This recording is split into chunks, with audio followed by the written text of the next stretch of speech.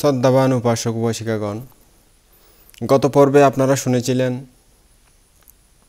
বিদুর মহাপণ্ডিত যাকে পুণ্যযজ্ঞ ধরে নিয়ে গিয়েছিল ইরুন্ধতির ভালোবাসা পাওয়ার জন্য। এই পুণ্যযজ্ঞ অনেক চেষ্টা করেও বিদুর প্রধানমন্ত্রীকে মারতে পারলেন না। তখন বিদুর অতীব জ্ঞানী ছিল। এই বিদুর অতীব জ্ঞানী বিদায় ধর্ম দেশনার ধর্ম উপদেশে ওই পুণ্যযজ্ঞকে আকৃষ্ট করল। পুণ্যযজ্ঞ ধর্ম উপদেশ শুনে প্রসন্ন হলো বিদুর প্রধানমন্ত্রীর। তো বোধিসত্ত্ব বিদুর প্রধানমন্ত্রী পুণ্যযজ্ঞকে এভাবে 4টি সাধু নরধর্ম দেশনা করলে পুণ্যযজ্ঞ বুঝতে পারলেন যে প্রধানমন্ত্রীকে হত্যা করলে সে নিজেই মৃত্যু দুহিয়ে আখ্যায়িত হবে।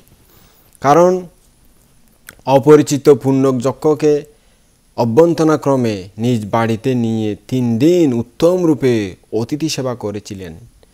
বসতে শুতে খেতে দিয়েছিলেন এবং আরাম বিলাস নাচে গেয়ে বিভিন্ন বিনোদনমূলক সুখ সমৃদ্ধি দিয়ে অনেক সেবা শুশ্রূষা করেছিল প্রধানমন্ত্রী বিদুর। পুণ্যযজ্ঞ ভাবলেন, অথচ আমি একটি রমণীর জন্য তার সাথে নিষ্ঠুর ব্যবহার করতেছি, কাজে আমি মৃত্যুদুহী। এমন সাধু ও পণ্ডিত ব্যক্তির কোনো অনিষ্ট করলে সাধু নরধর্ম হতে আমি ভ্রষ্ট হব। আমার নাক কন্যার প্রয়োজন নাই, সেই সুন্দরী রমণীর আমার প্রয়োজন নাই। আমি বিদুর প্রধানমন্ত্রীকে তার দেশ ও বাড়িতে এক্ষুনি পৌঁছে দেব। এই ভেবে পুণ্যযজ্ঞ বোধিসত্ত্বের নিকট ক্ষমা প্রার্থনা করলেন এবং বোধিসত্ত্বকে তার কুরুরাজ্যের নিজ বাসভবনে পৌঁছে দেওয়ার অঙ্গীকার করলেন।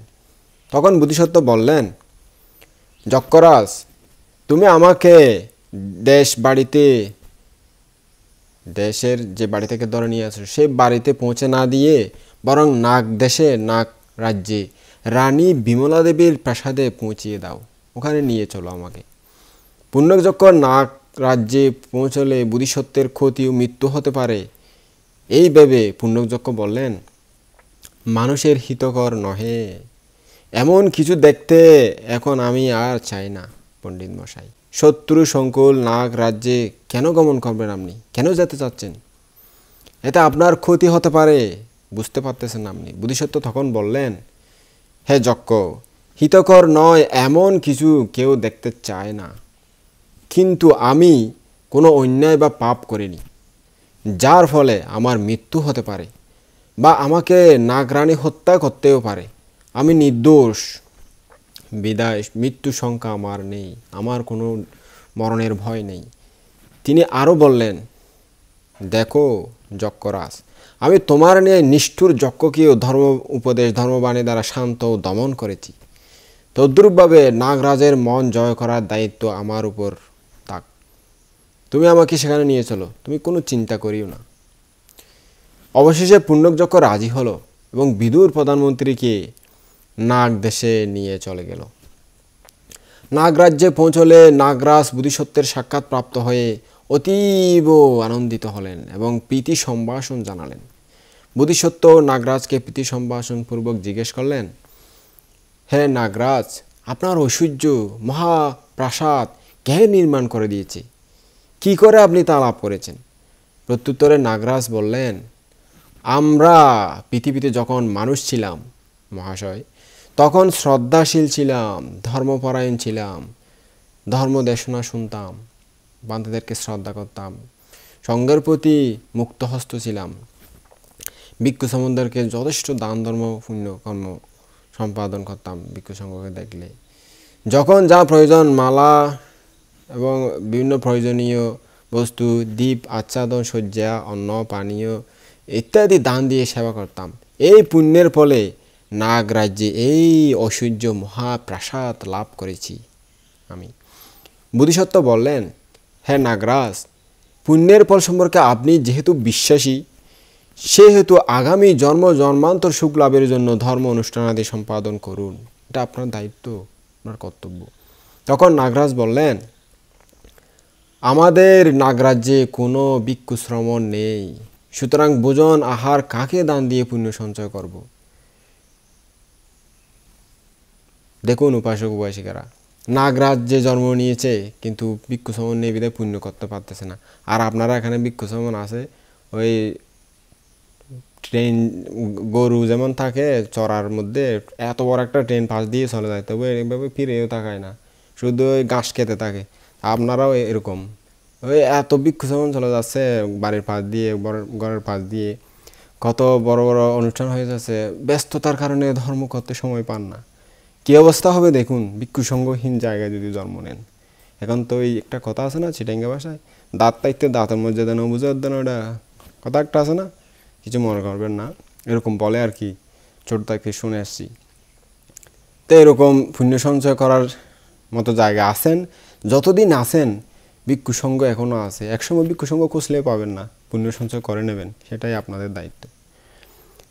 তো এরকম যখন নাগরাজ বলল যে আমাদের এখানে তো পুণ্য সঞ্চয় করার সুযোগ নাই, কাকে দান দিব, কীভাবে পুণ্য সঞ্চয় করব? তদুত্তরে বোধিসত্ত্ব বললেন, এই নাগলোকে আপনারা যতদিন জীবিত থাকবেন ততদিন দুষ্টভাব কথায় ও কাজে পরিত্যাগক্রমে সৎকর্ম কথায় ও কাজে সম্পাদন করুন, সংযতভাবে জীবনযাপন করুন, আশ্রিতকে সদা সেবা যত্ন করুন, তাহলে ভবান্তরে ঊর্ধ্বগতি প্রাপ্ত হতে পারবেন অবশ্যই। বোধিসত্ত্বের ধর্মোপদেশ শুনে নাগরাজ অত্যন্ত প্রীত হলেন এবং অতি সত্বর নাগরানী বিমলা দেবীর মনস্কামনা পূর্ণ করার জন্য বিদুর মন্ত্রীকে অন্দরমহলে নিয়ে গেলেন। অন্দরমহলে পৌঁছলে রানী বিমলা দেবী শয্যা থেকে তাড়াতাড়ি উঠে ধর্মবাণী শ্রবণের জন্য নিচের আসনে বসলেন হাত জোড় করে এবং বোধিসত্ত্বকে উচ্চাসনে উপবেশন করতে দিলেন। নাগরাজ পরিবার আজ মনের সুখে বোধিসত্ত্বের ধর্মবাণী একাগ্র চিত্তে শ্রবণ করে ধন্য ও তৃপ্ত হলেন। ধর্মোপদেশ প্রদান শেষে বোধিসত্ত্ব বললেন, হে নাগরাজ, আমাকে মিত্র বলে ইতস্তত করবেন না। আমি আপনার মাংস ও হৃৎপিণ্ড আপনাদেরকে দান করতে প্রস্তুত। প্রয়োজন হলে এক্ষুনি আমি নিজ হাতেই তা ছেদন করে দিয়ে দেব। তখন ধার্মিক নাগরাজা বললেন, পণ্ডিত ব্যক্তির প্রজ্ঞাই হলো হৃৎপিণ্ড।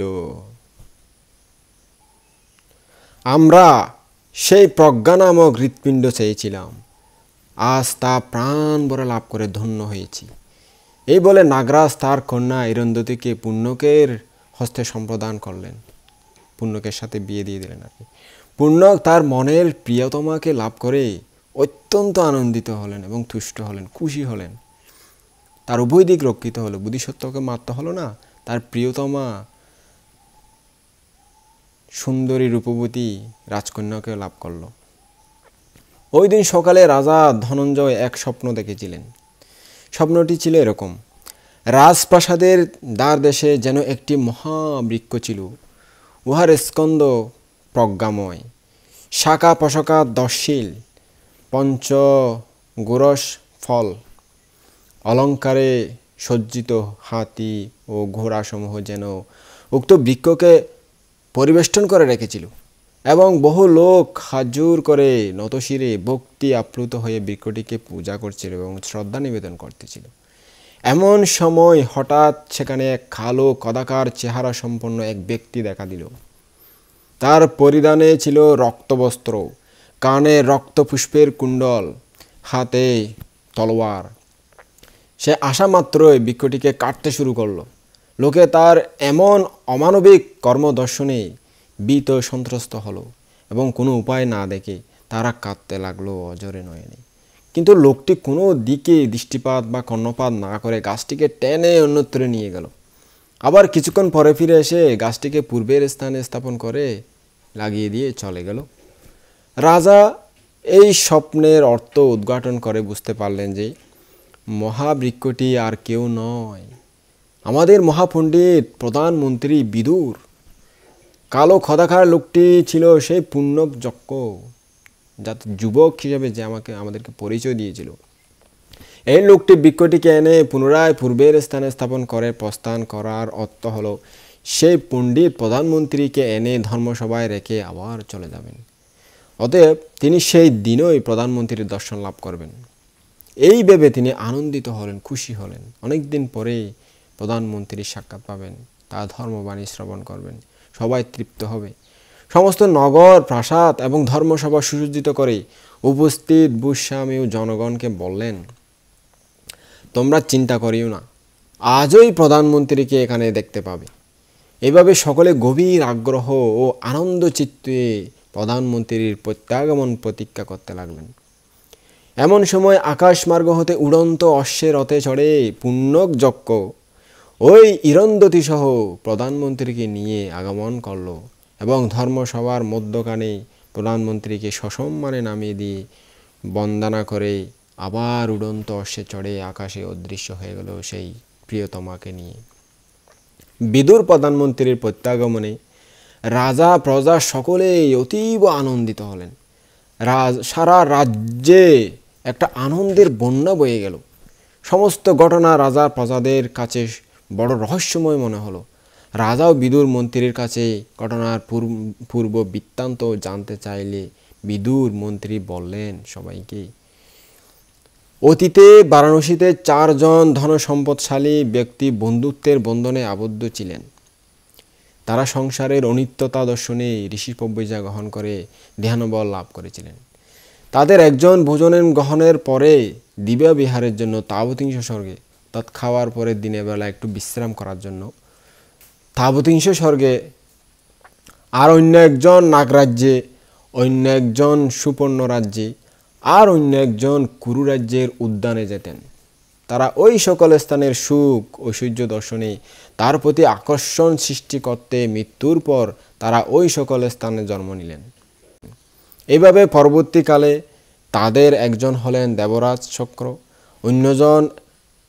একজন হলেন নাগরাজ, অন্য একজন সুপর্ণরাজ এবং অন্য আরেকজন কুরুরাজ্যের রাজা হইলেন। একদিন উপসদ দিনে রাজা ধনঞ্জয় উদ্যানে প্রবেশপূর্বক ধ্যান ভাবনায় রত হলেন। ওই দিন দেবরাজ চক্র স্বর্গ ত্যাগ করে কুরুরাজ্যের উদ্যানে এসে ধ্যান ভাবনায় রত হলেন।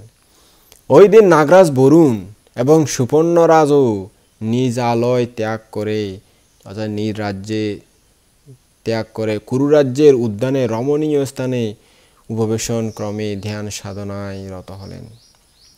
সন্ধ্যায় তারা 4 জন একে অন্যের সাথে সাক্ষাৎ মঙ্গল পুষ্করিণীর তীরে প্রাপ্ত হলে পূর্বজন্মের সংস্কার মৈত্রী বলে আনন্দিত প্রীতি পুলকিত হয়ে পরস্পরকে মধুর সম্ভাষণে আপন করে নিলেন।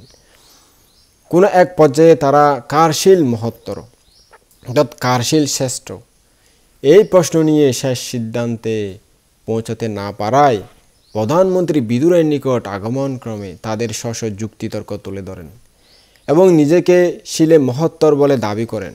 তখন বিদুর প্রধানমন্ত্রী বললেন, আপনাদের 4 জনের শিলই একরূপ, অর্থাৎ 4 জনের শিলে শ্রেষ্ঠ, কেউ কারো শিলে থেকে কেউ কারো শিল শ্রেষ্ঠ নয়। বিদুর প্রধানমন্ত্রী তাদেরকে আরও বিবিধ ধর্ম দেশনা করে অত্যন্ত প্রীতিদান করলেন। তাদের তাতে সন্তুষ্ট হয়ে জ্ঞানের পূজাস্বরূপ দেবরাজ ইন্দ্র দিলেন দুকুল, সুপর্ণ দিলেন সুবর্ণমালা, নাগরাজ দিলেন মণি এবং ধনঞ্জয় রাজা দিলেন সহস্র হাতি ঘোড়া বিভিন্ন দানীয় বস্তু উপহার সামগ্রী। নাগরাজ নিজে নাগরাজ্যে ফিরে গেলে রানী বিমলা দেবী মণি দেখতে না পেয়ে মণি কোথায় জিজ্ঞেস করলে বিদুর প্রধানমন্ত্রীকে জ্ঞানের অর্ঘ্যস্বরূপ দানের কথা বললে বিমলা দেবীর অন্তরে বিদুর প্রধানমন্ত্রীর ধর্মবাণী শ্রবণের তীব্র ইচ্ছা জাগ্রত হয়েছিল তখন, এবং বিদুর প্রধানমন্ত্রীর হৃৎপিণ্ড বক্ষণ করার ইচ্ছা হয়েছে এই কথা বলেন, আসল কথা গোপন করে। পুণ্যক হলেন দেবরাজ বৈশ্রবণের ভাগিনা। তিনি নাগরাজ কন্যা ইরন্দতীকে পাওয়ার জন্য রাজা ধনঞ্জয়ের সাথে পাশা খেলতে আসেন। পথে বিপুলগিরি পর্বত হতে রাজ চক্রবর্তী পরিভুজ্ঞ মণি আহরণ করেন। এরপর বিদুর মন্ত্রী তাকে পুণ্যক যক্ষ কীভাবে হিমালয়ের যুগনন্দন পর্বতে নিয়ে গিয়ে হত্যা করতে চেষ্টা করেছিল তা রাজাকে সবিস্তারে শোনালেন। অতঃপর বোধিসত্ত্ব পুণ্যকের প্রদত্ত রাজ চক্রবর্তী পরিভুজ্ঞ মনোময় মণি রাজাকে দান করলেন। রাজা তার স্বপ্নের কথা সকলকে শোনালেন। তারপর রাজা বিদুর মন্ত্রীকে সম্মান প্রদানের জন্য নানা রকম উপহার দান সামগ্রী দান করলেন। দেশবাসীও 1 মাস ব্যাপী উৎসব পালন করলেন। বোধিসত্ত্ব বিদুর প্রধানমন্ত্রী যে শিক্ষা দিয়েছিলেন তা আমাদের জন্য পালনীয় ধর্ম। সপ্ত সাধু মনুষ্যরত্ন যার আছে তিনি পরিশেষে নির্বাণ পর্যন্ত দর্শনে সক্ষম, আর যার নেই সে মানুষ রূপী জানোয়ার, পশু আর কি। আবার সাধু নর ধর্ম 4টি সর্বকালে সর্বজনের জন্য অলঙ্কার স্বরূপ। এই 4টি ধর্ম যার থাকবে তাকে সাধু বলা যায়, এবং যার থাকবে না সে হবে অসাধু, কুটিল ব্যক্তি, প্রতারক, ঠকবাজ।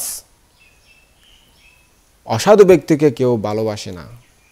যেমন যে অকৃতজ্ঞ বা মিত্রদ্রোহী সে কালে কালে বিশ্বাসঘাতক বলে গৃহীত হয়, নিন্দিত হয় সবার কাছে। তাই 4 প্রকার ধর্মবর্জিত ব্যক্তি এই জন্মেও যেমন নিন্দিত হয়, ঘৃণিত হয়, তেমনি পরজন্মেও অপায়ে পতিত হয়ে পরম দুঃখ প্রাপ্ত হয়। তাই বুদ্ধ ধর্মাবলম্বী যারা উপাসক উপাসিকা, নির্বাণকামী সাধু সজ্জন মণ্ডলী, আপনারা বোধিসত্ত্বের অমূল্য শিক্ষা অন্তরে ধারণ করে পরম সুখ নির্বাণ রাজ্যে গমনের পথ খঙ্খর মুক্ত করে জীবন সুন্দর ও সার্থক করুন। আমার আজকের যে দেশনা, এখানে আপনারা একটা বিষয় নোট করবেন। এখানে দেখুন, এটা প্রাগ ঐতিহাসিক যুগ, অর্থাৎ বুদ্ধের সময়কালের অনেক আগে। বোধিসত্ত্ব যখন পারামি পূরণ করতেছিলেন তখন ভিক্ষু ছিল না, তখন ছিল ঋষি মুনি, ঋষি ওরকম। তো ওই অবস্থায় ধর্ম দেশনা শোনার জন্য মানুষ কত আগ্রহ ছিল, কত আকাঙ্ক্ষা ছিল। দান দেওয়ার মতো ঋষি মুনি ঋষিদেরকে দান দিত। এরকম ভিক্ষু বেশধারী যে বুদ্ধের আদর্শ অনুপ্রাণিত নির্বাণ পথের গামী তখন ছিল না। নির্বাণ সাধনায় শীল সমাধি প্রজ্ঞায় ছিল না, তখন ছিল শীল আর সমাধি 2টা। তো এখন কিন্তু শীল সমাধি প্রজ্ঞা 3টাই আছে। প্রজ্ঞা না থাকলে কোনো দিন মার্গফল লাভ করতে পারে না। প্রজ্ঞার শিক্ষা যতক্ষণ থাকবে ততক্ষণ মার্গফল লাভ করতে পারবে। প্রজ্ঞা শিক্ষা যখন চলে যাবে তখন আর মার্গফল হবে না। প্রজ্ঞা শিক্ষা মানে কি? অভিধর্মের কথাগুলো, চিত্ত সতীশিকের কথাগুলো, ধ্যান সাধনার কথাগুলো, যেগুলো সরাসরি জন্মেই নির্বাণ উপলব্ধি করতে পারবেন।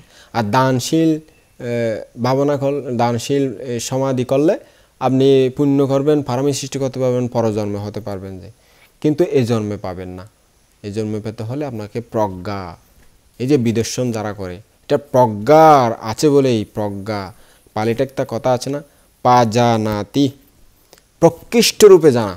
তা যা হচ্ছে, যা ষড়ায়তন দ্বারা হচ্ছে তাকে প্রকৃষ্ট রূপে জানা, সেটা হলো প্রজ্ঞা। প্রজ্ঞা ছাড়া বিদর্শন অচল। বিদর্শন অচল মানে নির্বাণ লাভ নাই, মার্গফল নাই, সেটা বুঝতে পাচ্ছেন। তো শ্রদ্ধাবান উপাসক তখন ধর্ম দেশনার প্রতি মানুষ কত আগ্রহ ছিল দেখুন। কিন্তু এই বর্তমান যুগে ধর্ম দেশনা বললেও কেউ শুনতে চায় না। মানুষের মন এতটাই চঞ্চল, ধর্মকর্ম এতটাই বিমুখ মানুষ, আমরা অনেক সময় বিরক্ত হয়ে যাই। আরে কী লাভ ধর্ম দেশনা দিয়ে? ধর্ম দেশনা দিয়ে কোনো লাভ নাই, কেউ শুনতে চায় না। 100 জন আসে, সেখানে মনে করেন 5-10 জনে শুনলে শুনে, আরগুলো হই হাই করে চঞ্চলতা এসে যায়। আমি একবার একটা ইয়ং উপাসিকা, কলেজ পড়ুয়া একটা মেয়ে, ওনাকে বলছিলাম, আচ্ছা উপাসিকা, পাশে একটা ধর্ম অনুষ্ঠান হচ্ছে, ওখানে যান না, ওখানে ধর্ম অনুষ্ঠানে যোগদান করেন, ধর্ম দেশনা শোনেন। তুমি আমাকে কি বলেছিল জানেন? বলছে, বানতে, ওখানে বান্তারা বক বক বক বক করবে, এগুলো খেয়ে শুনবে, অতক্ষণ বসে থাকে। তো কী রকম চিন্তা করে দেখুন। তো এরকম বান্তারা বক বক করবে, এগুলো খেয়ে শুনবে, অতক্ষণ বসে থাকে। তা আসলে বর্তমানে মানুষের মন মানসিকতা, মানুষের নীতি নৈতিকতা এতটাই চরম অবনতি হয়েছে যে এখানে আসলে এগুলো তুলে আনা সম্ভব না, এগুলো কোনোদিন সম্ভব না। এখন মানুষ এতটাই ধর্ম সুলভ হয়েছে, কিন্তু সুলভ ফলে কি হবে, মানুষের মনে ধর্ম জ্ঞান জাগ্রত হয় না, শুনতে চায় না। ধর্ম না শুনলে কোত্থেকে জ্ঞান উৎপন্ন হবে? আপনারা বলুন, বারবার আমি একটা কথা বলি, অন্য কেউ বলে কিনা সেটা তো আমি জানি না, আমি সবসময় বলি, বুদ্ধের ত্রিপিটক শাস্ত্র হলো সমুদ্রের মতো বিশাল। আপনারা ধর্ম জানেন, অনেকে দুই একটা গল্প জানে, দুই একটা উপদেশমূলক কিছু জানে, এগুলো নিয়ে কত অহংকার করে। হ্যাঁ, আমি দেখেছি, আমি নিজের চোখে দেখেছি। কিছু জানতে পারলো, হ্যাঁ তুমি জানো না, তুমি কম জানো, আমি বেশ জানি। তুমি কি জানো যে আমি সব পড়ে ফেলেছি। একটা দায়ক, উনি বলছে আমি ত্রিপিটক পুরো পড়ে ফেলেছি। তাই বলছি কী রে, আমাদের ত্রিপিটক বের হয়েছে এদিনে, উনি নাকি অনেক আগে ত্রিপিটক পড়ে ফেলেছে। তাই বলছি কী পড়েছেন? ওই একটা ছোট একটা ত্রিপিটক বই আছে, ওই একজন দায়ক, উনি ত্রিপিটক থেকে দুই একটা উপদেশ সংগ্রহ করে লিখেছিল, ওই ত্রিপিটক নাম দিয়েছে। আসলে এগুলো ত্রিপিটক নাম দিয়ে আমাদের ধর্মকে ছোট করেছে। মানুষের এই সমালোচনা, অন্য ধর্মাবলম্বীর সমালোচনা করে অনেক সময়, তোমাদের ত্রিপিটক এত ছোট। আসলে ওটা তো ত্রিপিটক না, কিন্তু ত্রিপিটক নাম দিয়ে ছাপিয়েছে, সেজন্য সেটা ত্রিপিটক বলে মানুষ যারা দেখে ওনারা সমালোচনা করে। ওনাদের বাইবেল, তার খ্রিস্টানের বাইবেল, মুসলিমদের কোরআন, হিন্দুদের গীতা একটা বইতে সীমাবদ্ধ, কিন্তু আমাদের ত্রিপিটক একটা বইতে সীমাবদ্ধ নয়, বিশাল সাগর। 21,000 বিনয় পিটক, বান্ধাদের ভিক্ষু সম্বন্ধের বিনয় নীতি, শীল নীতি আচরণ, আর 21,000 সূত্র পিটক। এগুলো হলো বুদ্ধের উপদেশমূলক, বিভিন্ন রকম পারামি পূরণমূলক, কীভাবে কে পারামি পূরণ করে মুক্ত হয়েছে সেরকম। আর একটা হলো অভিধর্ম পিটক, এটা 42,000 একাই। তো এগুলো 84,000 ধর্মস্কন্ধ, অনেক ত্রিপিটক। এক সিরিয়াল থেকে এক থেকে পড়তে গেলে অনেক বছর লাগবে। তো এখানে একটা ছোট বইতে ত্রিপিটক নাম দিয়ে ছাপিয়ে দিয়েছে। তো এগুলা না, ধর্ম হলো বিশাল, ধর্ম উপদেশ একটু শুনে বুঝবেন না। সংবিধানের ধর্মদেশনা শুনে কি বুঝবেন আপনারা? কি বুঝবেন বলেন? ধর্মদেশনা শুনতে সংবিধানে যান, তো কি হয় ওখানে 5-10 মিনিট দেয় যে সময়। এখন অমুক ভান্তে দেশনা করবেন 10 মিনিট, অমুক ভান্তে দেশনা করবেন 15 মিনিট, অমুক ভান্তে দেশনা করবেন 5 মিনিট। তো 5-10 মিনিটে কি ধর্ম বুঝাবে আপনাদেরকে? সংবিধান করেছেন, খুব ভালো হয়েছে, স্বর্গের টিকিট পেয়ে গেছেন, একদম ইজি স্বর্গে চলে যাবেন, আর কোনো চিন্তা নাই। অনেক বড় দান করেছেন, অনেক বান থেকে দান করেছেন সংবিধান, এত দানীয় বস্তু, এত উন্নত উন্নত দানীয় বস্তু, আর কেউ করেনি দান। আরে দায়ক তখন এত খুশি লাগে যে ওনার, আমি পেয়ে গেছি টিকিট, আর চিন্তা কি, এরকম এত খুশি, এত মানে আনন্দ লাগে যে। তো টিকিট তো পেয়ে গেছে, বলে দিয়েছে যাদেরকে দান করেছে। আসলে এগুলো হলো সামান্য, এখানে দুই একটা উপদেশ, এগুলো ধর্ম দেশনা হয় না। আমরা যখন বই পড়েছি, ওখানে এক একটা সূত্র 3-4 ঘন্টা দেশনা করতে হবে, এরকম সূত্র আছে সূত্র পিটকের মধ্যে। তো বুদ্ধ একজন দায়কের সাথে আলোচনা করতে করতে এই বিশাল দেশনা করে ফেলেছিলেন। কিন্তু আমরা বর্তমানে কি হয়, মানুষ কম হলে দেশনা করতে চায় না, বান্তেরা আর কি। আমাদেরও দোষ আছে, মানুষ একটু কম হলে 2-1 জন মানুষ এগুলো দেশনা দিয়ে কী লাভ। হ্যাঁ করে এরকম, অনেকে আমি দেখেছি, মানুষ কম হলে দেশনা দিতে চায় না। বেশি লাগবে মানুষ, বেশি হাজার হাজার মানুষের সামনে বলবো যে, আরে হাজার হাজার মানুষ সবসময় কোথায় পাবেন? সবসময় তো পাবেন না। যখন যারা আসে তাদেরকে জ্ঞান যদি নেওয়ার মতো থাকে তাদেরকে দেন, সমস্যা কি? যখন হাজার লাখ মানুষ পাবেন তখন পাবেন, আপনি তো আর সবসময় হবেন না। তো এরকম জ্ঞানটা লাগবে একটা ঘরোয়া পরিবেশে, বা 2-1 জনের সাথে যে বিস্তারিতভাবে আলোচনা করা যায়। বড় অনুষ্ঠানে 5-10 মিনিট এরকম কিছু হয় না। আমাকে একবার একটা অনুষ্ঠানে গিয়েছিলাম আমি, ফটিকছড়িতে। তো ওখানে একটা অনুষ্ঠানে আমাকে ধর্মদেশনা দেওয়া হলো, বলছে আপনাদের সিনিয়রকে। তো আমার যিনি বড় ছিল উনি বিকালবেলা ধর্মদেশক, তো আমাকে দেওয়া হয়েছিল সকালে। সিনিয়রকে বলছে উনি, আমার নাম বলা হয়েছে। তো আমাকে স্পিকার দিয়েছে, এখন 5 মিনিট ধর্মদেশনা করবেন, আমার নাম বলা হয়েছে আর কি। তা আচ্ছা কি করব, দিছে। তা আমি একটা গাথা বলতে বলতেই 2-3 মিনিট খেয়ে ফেলেছি। তখন ওরা বলতেছে, সমালোচনা করতেছে পেছন থেকে বিক্ষুর আর কি, বলছে কী ধর্মদেশনা দেবে, 2-3 মিনিট খেয়ে ফেলতেছে একটা গাথা বলতে বলতে। তা আসলে আমি তখন ওই গাথা বলে 5 মিনিট, তারপরে কিছুক্ষণ পর আবার একটা কাগজ আসে, বলছে যে আর 5 মিনিট বাড়িয়ে বলতে পারবে, অর্থাৎ 10 মিনিট বলতে পারবে। তা আমি দুই একটা উপদেশ দিয়েছি, কাতা 2 মিনিট 2.5 মিনিট পরে উপদেশ দিয়েছি। আমি বলছি এখানে ধর্মদেশনা আমি দেব না, এটা ধর্মদেশনা পরিবেশ নয়। কারণ ধর্ম এমন একটা জিনিস, এটা ধর্ম তরকারি লবণের মতো নয়। আপনি তরকারিতে লবণ চাইলেই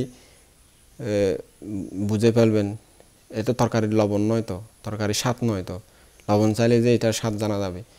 বুদ্ধ ধর্ম ওইরকম নয়, এটা ওই বিশাল সুন্দর আলোচনা করে বুঝিয়ে দিতে হয়। তো এগুলো আমি বলছি না, এখানে তরকারি লবণের মতো ধর্মদেশনা, এগুলো করে লাভ নাই। আমার যেগুলো সময় আমাকে দেওয়া হয়েছে, আমি ওই সময়টুকু আমার পরে যিনি ধর্মদেশক, আমি ওই সময়টুকু ওনাকে দান করছি। উনি আরেকটু বাড়িয়ে বলতে পারবেন, এই 5-10 মিনিট দেশনা দিয়ে কোনো লাভ নাই, এরকম বলে আমি দান করে দিয়েছিলাম। তখন সবাই ভিক্ষুর অবাক হয়ে গেছিল, আরে উনি কীরকম ভিক্ষু। তো ওইরকমই হয় বর্তমানে যে অনুষ্ঠানে বড় বড় অনুষ্ঠানে প্রোগ্রাম হয়, ওখানে ধর্ম আলোচনা হয় না, ওখানে শুধু ফার্ম ফট্টি হয়, ফার্ম মারবে, তারপরে প্রশংসা করবে, আরে মানে এরকম। তো ওখানে কি আর বড় বড় বিভিন্ন অনুষ্ঠানে তো এগুলো 5-10 মিনিট আর বড় বান তারা এগুলো আমাদের একটা দেশে বড় সমস্যা, ওয়া বেশি হোক কম হোক জ্ঞানকে মূল্যায়ন করা হয় না। ওয়া বেশি হলেই ধর্মদেশনার সুযোগ পাবে। আসলে বার্মা দেশে প্রতিরূপ দেশে এরকম নয়। আমার বুদ্ধ সমালে ত্রিপিটক পরেও দেখেছি, যিনি দক্ষ ত্রিপিটকে সুদক্ষ মানুষকে বুঝাতে পারেন, ধর্ম বুঝাতে পারেন, ওনাকে সুযোগ দেওয়া হয়, সময় দেওয়া হয়। তাই এখন তো কী করবে, সমাজের নিয়মটা হয়ে গেছে, ওনাকে না দিলে উনি রাগ করবে, ওনাকে না দিলে উনি রাগ করবে। বলছে তোদের এখানে খেতে আসেছে নাকি, একটা বান্তা নাকি বলে যে আমাকে বলেছে। বলছি বান্তা এরকম কেন, আপনারা একটা অনুষ্ঠানে একজন করে দেন না, এইবার ওনাকে দিলেন আরেকবার ওনাকে দেন। বলছে কী করবো ভাই, ও আসবে না ধর্মদেশনা না দিলে। বলছে আমি তোমাদের এখানে ভাত খেতে এসেছি জানি কি, সোয়াইন খেতে এসেছি, আমাকে ধর্মদেশনা দশ না, আসবো না আর কোনো দিন তোদের অনুষ্ঠানে। তো এরকমই হয়। তো কী করতাম আর কি বলতাম, আমি তো দোষী হয়ে যাব এখন, অনেক কথা বলে ফেলেছি, দুঃখিত। সত্যি কথা বললে আজকাল মানুষের ইয়া হয়ে যায়, অপরাধী হয়ে যায় আর কি। সত্যি কথা বললে কেউ পছন্দ করে না, তো পছন্দ করুক না করুক, সত্যি দিয়ে একটা মাঝে মাঝে মুখে এসে যায়, বলে ফেলি আর কি। সুতরাং অনেক বলে ফেলেছি, তো আপনারা চিন্তা করবেন উপাসক উপাসিকা। আমি অনেক কেউ উপদেশ দিই, অনুষ্ঠানে ধর্ম আলোচনা হয় না, অনুষ্ঠানে ধর্ম শুনতে তেমন সুবিধা হয় না, সুযোগ হয় না। আমাদের বর্তমান অনুষ্ঠানগুলো এরকমই। তো যদি ধর্মদেশনা সুন্দর করে শুনতে ইচ্ছা হয়, আপনাদের অনুষ্ঠানে বসবাসে বা বিভিন্ন প্রোগ্রামে বড় বড় যখন পূর্ণিমা টুর্ণিমা হয়, তখন বিহারে ভালো বানতে যারা ত্রিপিটক গবেষণা করে সুন্দর করে বলতে পারে, ওদেরকে ফাং করে এনে সময় দেবেন 2-3 ঘন্টা, 2 ঘন্টা 1.5 ঘন্টা 2 ঘন্টা যা লাগে, ওখানে যদি সুন্দর করে সময় পায় ওই ভিক্ষুরা, ত্রিপিটকধারী সংযত, যার আচরণেও সংযত, বাহ্যিক জ্ঞানও বেশি আছে, ত্রিপিটক জ্ঞান, থিওরিক্যাল এবং প্র্যাকটিক্যাল জ্ঞান, ওনারাই আপনাদেরকে সুন্দর করে বুঝতে পারবে ধর্ম এবং কী আছে ত্রিপিটকে। এগুলো নিজেরা যখন অনুশীলন করেন নিত্য নতুন জ্ঞান উৎপন্ন হয়, সেটা আমার অভিজ্ঞতা থেকে আপনাদেরকে বলতেছি।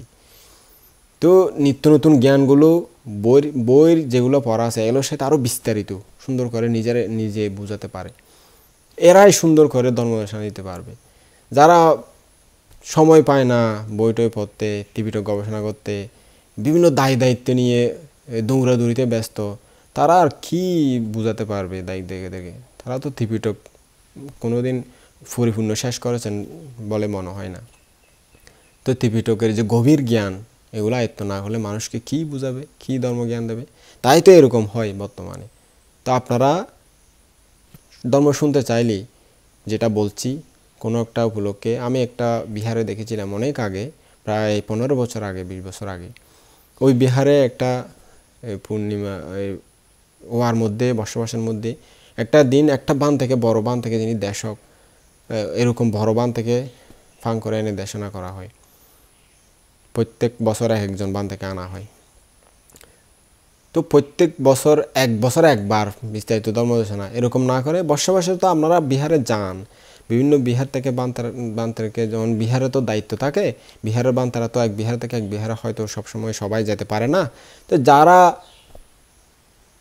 বিহারের দায়িত্ব না নিয়ে, এখন বর্তমানে তো অনেক ভিক্ষু আছে শ্মশানে জঙ্গলে, ওনারা টিপিটক স্টাডি করে, তো ওখান থেকে ফাং করে নিয়ে আপনি ধর্মদর্শনা শুনতে পারেন বর্ষবাসের মধ্যে। এই বর্ষবাসটাই আপনারা ধর্ম করেন, অন্য সময় তো করেন না। অন্য সময় করলে বৌদ্ধ পূর্ণিমা আর একটা পয়লা বৈশাখ, ওই সময়ও নিতে পারেন। তো এগুলো নিয়ে বছরে একবার শুনলে কিছু হবে না, অনেকবার শুনতে হবে।